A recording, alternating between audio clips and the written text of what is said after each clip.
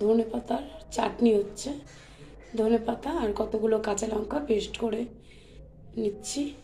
কড়াইতে তেল গরম করতে দিয়ে দিয়েছি, দিয়ে দেবো কতগুলো গোটা রসুন আর শুকনো লঙ্কা, দিয়ে দেবো কিছুটা পরিমাণে কালো সর্ষে।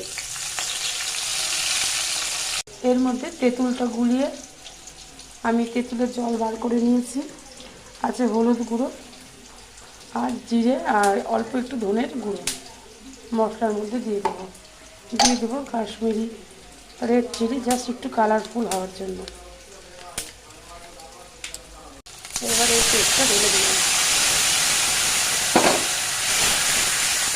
এটা একটু ফুটে যাক, তারপরে আমি বাটা ধনে পাতাটা দিয়ে দেবো।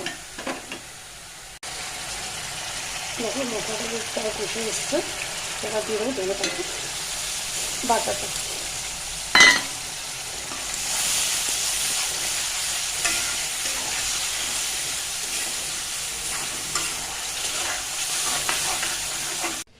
আচারটা আমার পুরোপুরি কমপ্লিট।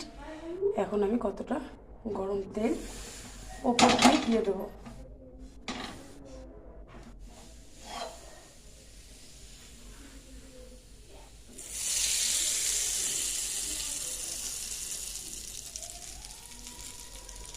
আচারটা আমার কমপ্লিট। এই বাটাটাও ভালো হয়েছে। বাটা না, এটা এটা ধনে পাতার চাটনি, এক থালা ভাত খাওয়া হয়ে যাবে চাটনি দিয়ে। একদম খানার মতো এই কবিতা নিয়ে আইছি বেটার কাছ থেকে 20 টাকা দিয়ে একদম বাপ এক বাটির থেকে এটুকু আছে। হিট হিট করে গেছে হিট আর ওখানে বাচ্চা